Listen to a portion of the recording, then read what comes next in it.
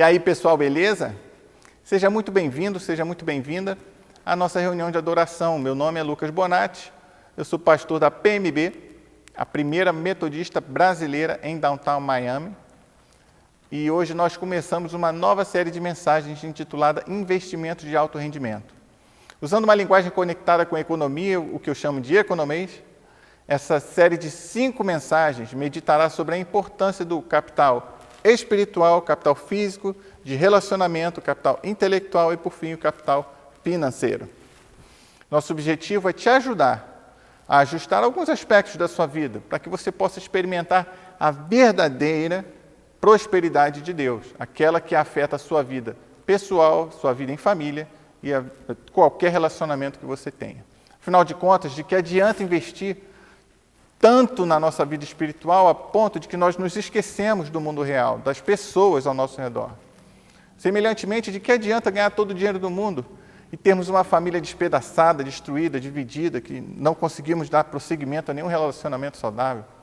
A nossa esperança é que essa série Investimentos de Alto Rendimento seja uma bênção para a sua vida e para a sua família. Eu estou ansioso e esperançoso que ouviremos testemunhos maravilhosos na nossa igreja. Agora vamos aos anúncios, rapidinho. Primeiramente, eu quero te convidar ao Trunk and Treat, que a nossa igreja está programando para sexta-feira, dia 30, às 5h30 da tarde, no estacionamento da Primeira Presbiteriana, na Brickell.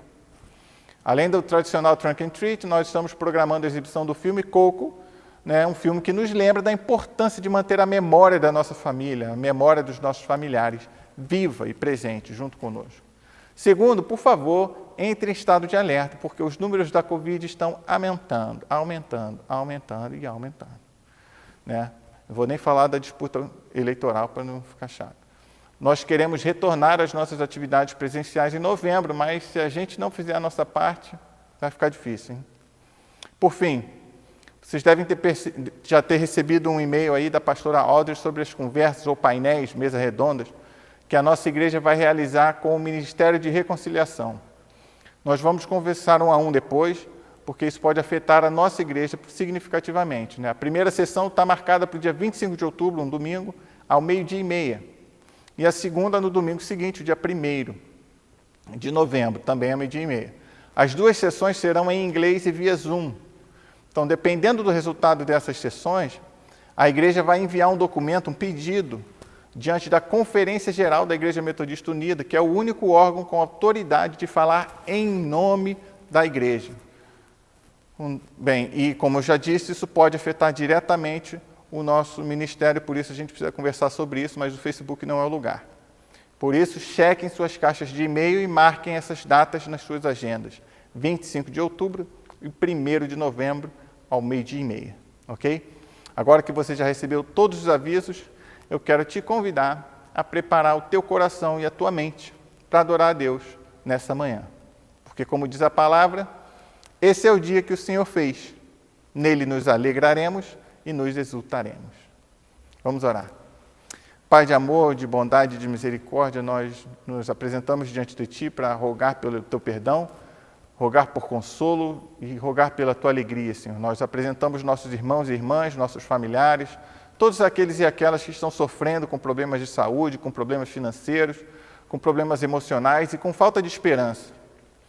Nós te rogamos, Espírito de Deus, que Tu venhas a tocar em cada pessoa aqui e aquelas pessoas que nós intercedemos, nossos familiares e amigos. Que o Teu toque de cura expulse toda obra maligna, que o Teu toque de poder abra portas onde não há portas, e que o milagre da cura, da libertação e da transformação visite a cada vida. Nós cremos em Ti, nós confiamos em Ti, nós dependemos de Ti. Por isso nós Te rogamos, ó Deus, nos abençoe, por favor. Te pedimos, Jesus, queremos sentir a Tua presença hoje, por isso transforma-nos, receba o nosso coração, a nossa mente, limpa-nos e recebe a nossa adoração nessa manhã. E Te damos graças pela Tua promessa, pela Tua misericórdia, graças porque podemos confiar em Ti e nós oramos juntos aqui em nome de Jesus.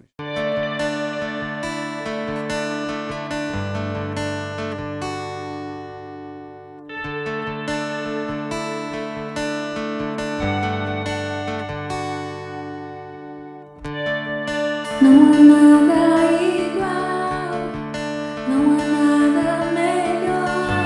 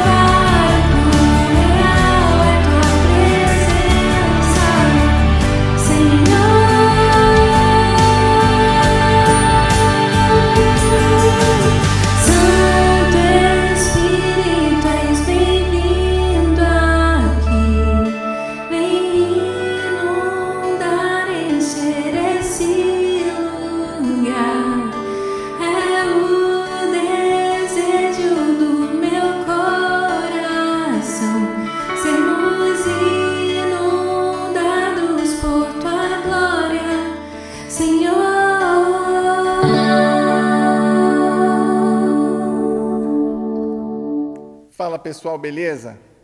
Quero aqui te agradecer, agradecer por tuas contribuições, agradecer pelo teu suporte. Graças às suas contribuições, a igreja, que é uma organização sem fins lucrativos, continua se movendo, continua com a sua missão, continua buscando abençoar vidas aqui onde quer que nós estejamos, né?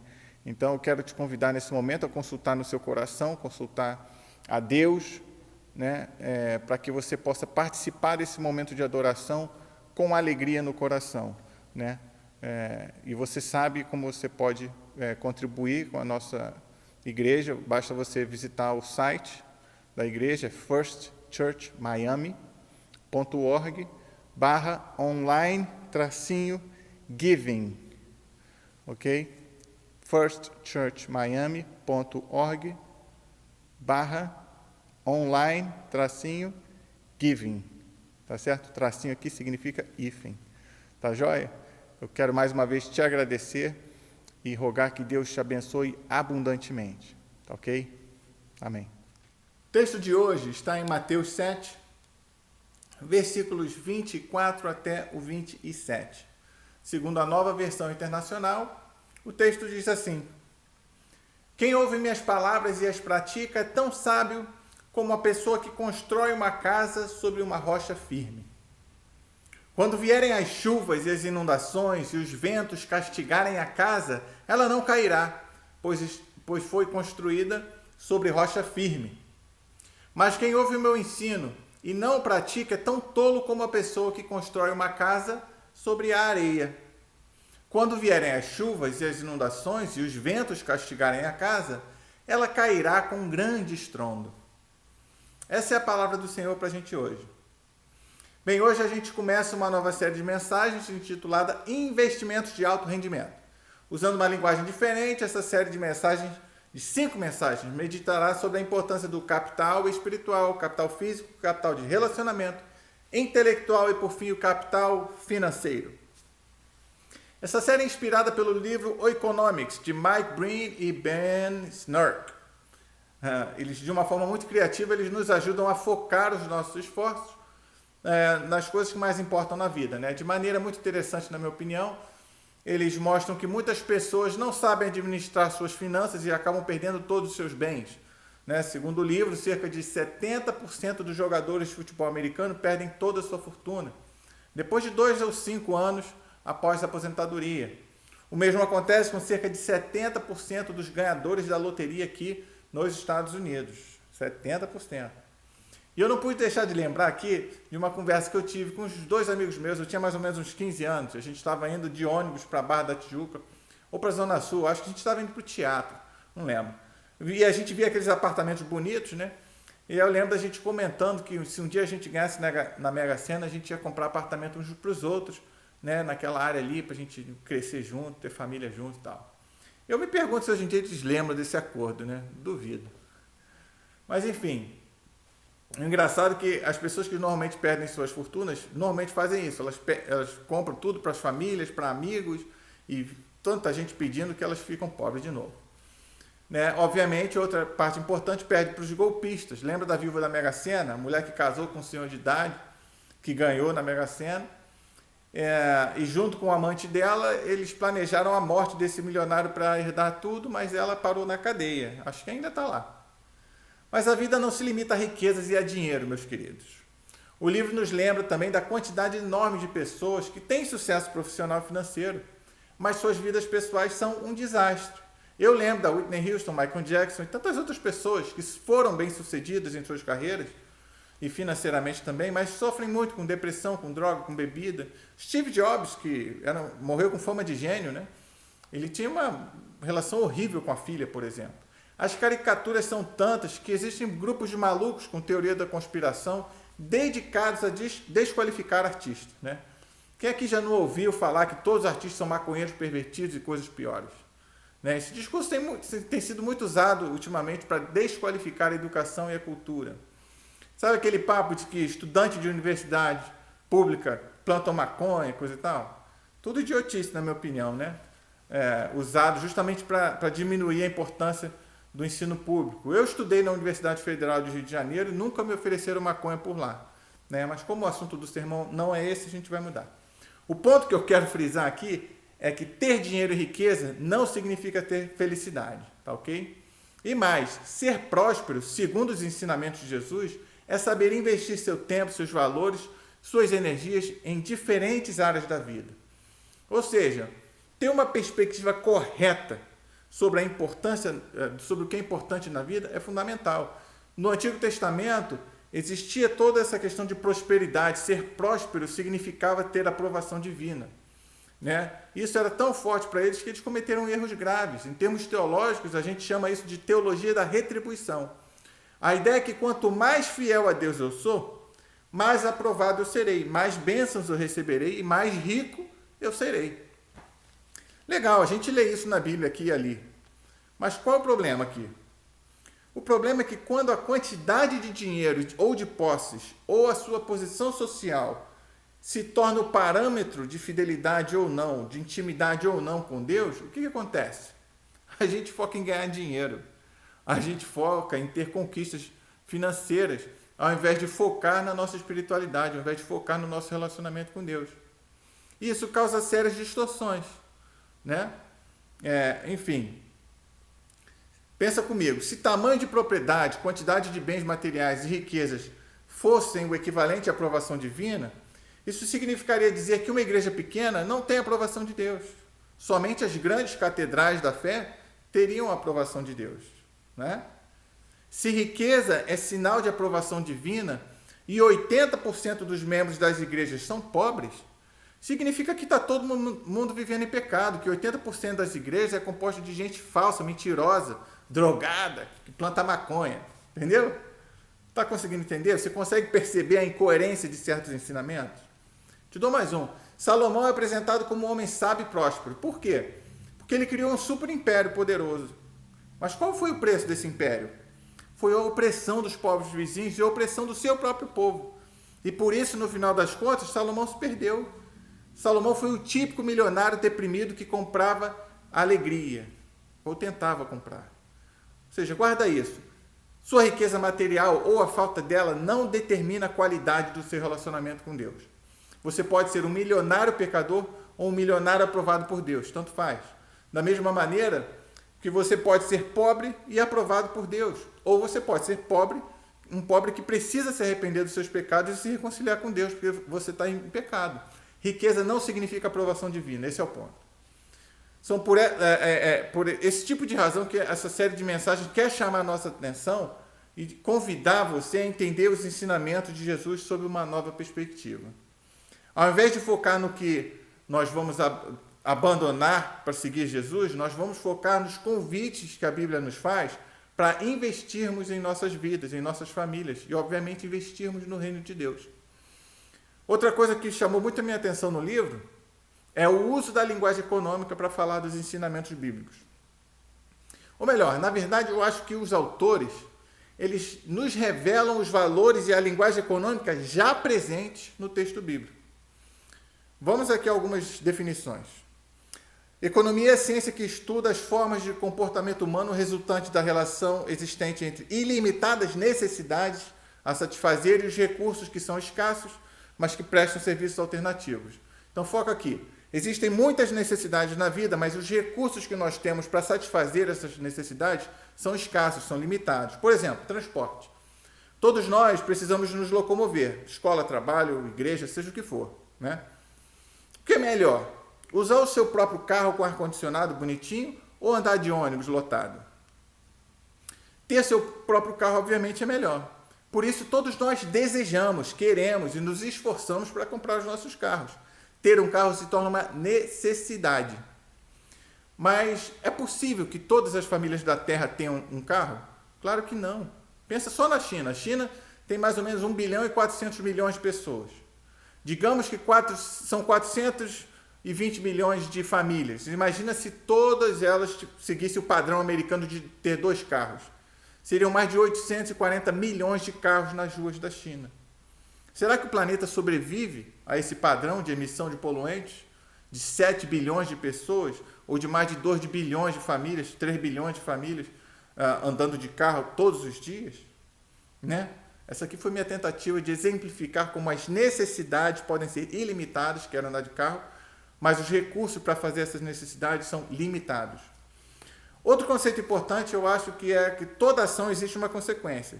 E dependendo do tipo de consequência, nós vamos dar valor àquela ação ou àquela coisa.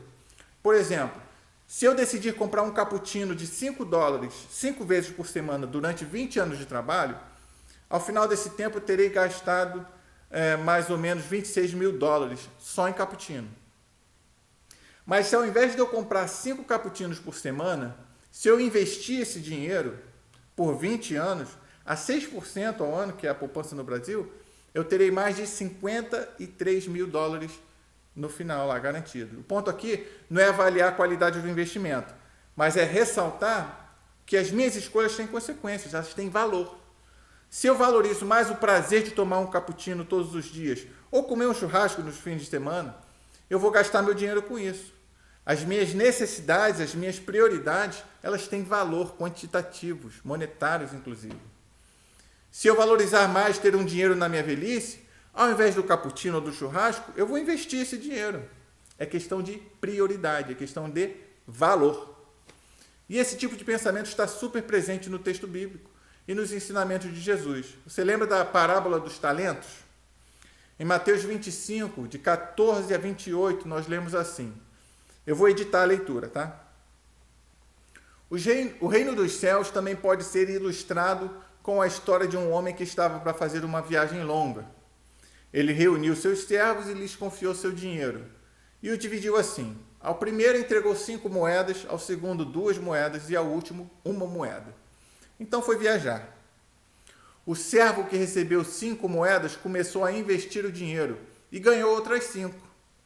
O servo que recebeu 2 moedas também se pôs a trabalhar e ganhou outras 2. Mas o servo que recebeu 1 moeda escondeu o dinheiro para não perder. Depois de muito tempo, o senhor voltou da viagem e o chamou para prestarem contas de como haviam usado o dinheiro. O servo ao qual ele havia confiado 5 moedas se apresentou com mais 5.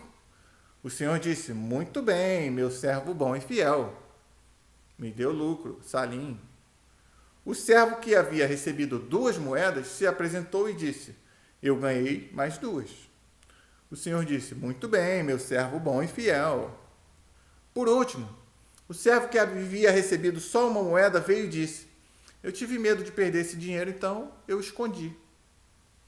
O senhor, porém, respondeu, servo mau e preguiçoso, tire o dinheiro desse servo e deem aos que têm as 10 moedas. Repara aqui, querido, 2 servos investiram e o último não fez nada. Todos tiveram a oportunidade de fazer alguma coisa, um investimento bom ou ruim, ou não fazer nada. O último não fez nada. O Senhor elogiou aqueles que investiram os recursos e castigou o que foi omisso, que não fez nada. Esse não é um exemplo importante que usa uma linguagem econômica clara para a gente? Todas as nossas ações têm uma consequência positiva e negativa, inclusive a decisão de não fazer nada, a omissão. Né? Basta pensar sobre a pandemia, por exemplo. A omissão tem consequência ruim. Todos nós sabemos, por exemplo, dos benefícios de realizar um exercício físico. A gente pode investir numa dieta saudável e fazer exercícios. Os benefícios são óbvios. Ou você pode investir numa dieta terrível, comer bastante gordura e nunca fazer exercício. As consequências também são óbvias e bem ruins. Mas tem a terceira opção. A opção de simplesmente não cuidar da sua saúde. Você simplesmente come o que você quiser. Você não se preocupa com nada. Ou seja, você é omisso consigo mesmo, com o seu corpo. Qual é a consequência? Também é ruim. Não é verdade? Eu sei bem que é ruim. Ou seja, a única opção que é realmente positiva aqui é você intencionalmente investir na sua saúde, no exercício físico, na alimentação saudável. É questão de prioridade, é questão do valor que eu e você damos à nossa saúde. E aqui, de novo, eu confesso que Deus está falando comigo aqui, porque eu preciso rever minhas prioridades e avaliar o valor que eu dou à minha saúde. E é muito interessante, portanto, aprender como funciona a economia de Deus, como os ensinamentos de Jesus nos ajudam a priorizar aquilo que mais valorizamos. A mensagem de Jesus nos convida a investirmos no que é mais precioso na vida, para as nossas vidas e para as vidas daquelas pessoas que nos rodeiam. Aceitar a Jesus como Senhor e Salvador não significa simplesmente deixar a vida de pecado para trás. Significa receber o presente, o dom da salvação, o privilégio que nós temos depois de investir na vida eterna, investir no reino de Deus, investir na transformação da nossa sociedade. E esse é o principal investimento que nós podemos fazer, investir na nossa salvação, na nossa vida eterna. Além de investirmos na nossa saúde espiritual, nós vamos falar nessa série de mensagens sobre investir no corpo, investir em relacionamentos, investir no nosso desenvolvimento, né? Investir no capital espiritual significa investir em sabedoria, em poder. Sabedoria é quando o conhecimento e o amor se juntam. Conhecimento sem amor vira arrogância, amor sem conhecimento vira cegueira sentimental, né?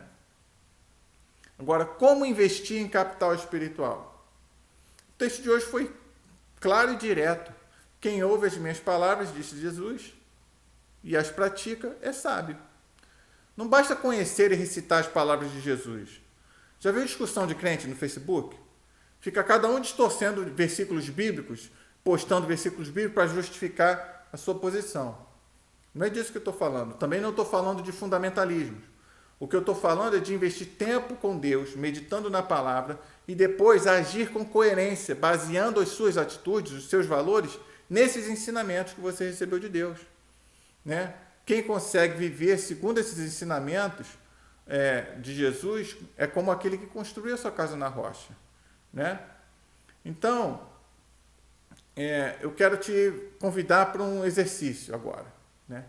Eu quero que você imagine que Jesus está aí, sentado com você, olhando nos seus olhos. Que imagem você vê? Qual a expressão do rosto de Jesus? Agora imagina Jesus se reclinando, olhando nos teus olhos e te perguntando: meu amigo, minha amiga, como está a sua vida espiritual? Como está a sua vida espiritual? O que você responderia para Jesus? A minha oração é que todos nós façamos uma reflexão honesta, sincera, identificando quando, onde e como nós podemos investir em nossa vida espiritual. Lembre-se sempre que Deus te ama. Ele investiu tudo para te resgatar do domínio do pecado. Ele investiu a vida do seu único filho para que eu e você tenhamos vida abundante, vida plena e eterna. E eu quero te oferecer essa mensagem em nome de Jesus e te convidando a continuar meditando sobre qual resposta você daria para Jesus. Tá bom? Que Deus te abençoe.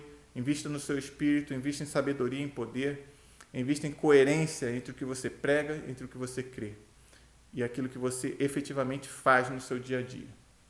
Eu te espero aqui no domingo que vem.